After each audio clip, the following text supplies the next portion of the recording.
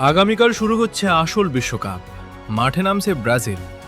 Brazil বনাম মিশর ম্যাচের পরে ব্রাজিল দলের মাঝে এখন একটাই প্রশ্ন, স্ট্রাইকার পজিশনে কাকে খেলানো উচিত, ইগোর থিয়াগো নাকি অ্যান্ড্রিক? ম্যাথিউস কুনহা কার্লোর প্ল্যানে লেফট মিডফিল্ডার হিসেবে আছে। রোটেশন করে লেফট উইঙ্গার বা অ্যাটাকিং মিডফিল্ডার হিসেবেও মাঠে দেখা যেতে পারে তাকে। তবে গত ম্যাচের পর স্ট্রাইকার পজিশনের জন্য সেও এখন একজন বড় দাবিদার। প্রথমে মিশর ম্যাচটা ক্লিয়ার করি।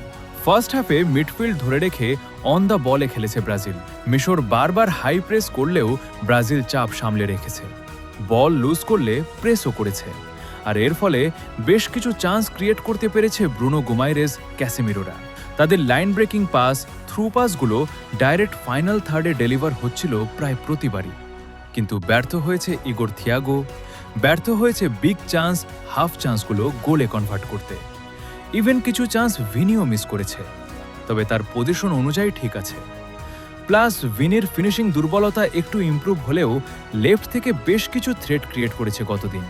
কাজেই প্রশ্ন এখন একটাই, স্ট্রাইকার হিসেবে থিয়াগো এখনো কতটুকু রেডি, নাকি সত্যিই চেঞ্জ দরকার? এখন সমাধান নিয়ে আলোচনা করা যাক। অ্যান্ড্রিক হোক বা ম্যাথিউস কুনহা, দুইজনের চাইতেই থিয়াগো ফিজিক্যালি এগিয়ে থাকবে।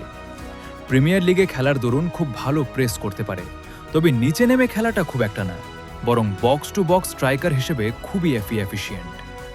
হাইট বেশি হওয়ায় অ্যারিয়ালেও স্ট্রং, স্ট্যামিনাও অসাধারণ। কিন্তু গত ম্যাচে এত পরিমাণ চান্স মিসের পর প্রশ্ন থেকেই যায় যে এত ট্রেড অ্যাট্রিবিউট থাকা সত্ত্বেও গোলের দেখা না পেলে, বিশেষ করে সহজ সুযোগগুলো মিস করলে কোচ ভরসা রাখবে কিভাবে তার উপর? এবার আসে অ্যান্ড্রিকে। স্ট্রাইকার হিসেবে বিস্ফোরণ গতি, প্রচণ্ড গতির শুটিং পাওয়ার, ওয়েল পজিশনিং সেন্সের দিক দিয়ে অ্যান্ড্রিকের জুড়ি মেলা ভার। লিগে যাওয়ার পর ফিজিক্যালিও ইমপ্রুভ করেছে, স্ট্যামিনা বেড়েছে। তবে হাইট স্ট্রাইকার হিসেবে নিতান্তই কম তার, যার কারণে অ্যারিয়াল চান্সগুলো খুব একটা কাজে লাগাতে পারবে না সে। রাইট সাইডে খেলালে অবশ্য সুন্দর করে কাটিং করতে পারে সে, যা প্রতিপক্ষকে ভালোই চাপ দেয়। কিন্তু রাফিনহা, অ্যান্ড্রিক থাকায় আপাতত সেদিকে জায়গা হবে না তার।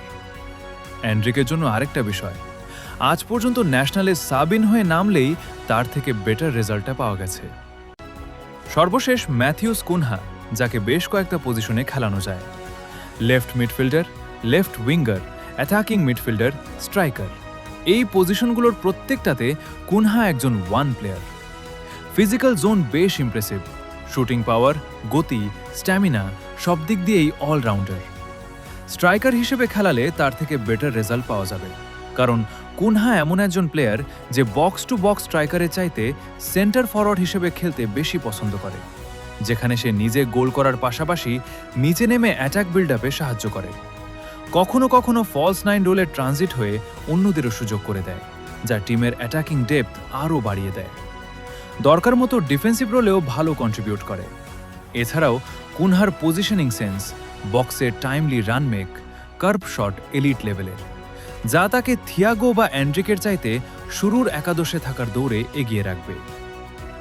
যদি কার্লো কুনহাকে স্ট্রাইকার হিসেবে ম্যাচ স্টার্ট করান, তাহলে ক্যাসেমিরো, ব্রুনোকে ডাবল পিভিট ক্রিয়েট করতে হবে ও অ্যাটাকিং মিড হিসেবে নেইমার বা পাকুয়েতাকে ইউজ করতে হবে, যার মাধ্যমে আরও ভালো রেজাল্ট পাওয়া সম্ভব। তবে থিয়াগো ট্রেডিশনাল স্ট্রাইকার হওয়ায় তাকেও বাদ রাখা যায় না। আবার এক ম্যাচ দিয়েইও কাউকে বিচার করা যায় না। বাকিটা কার্লোর ওপর নির্ভর করবে। অপোনেন্ট বুঝে গেম প্ল্যান সাজিয়ে বেটার 11টাই সিলেক্ট করবে বলে আশা করা যায়।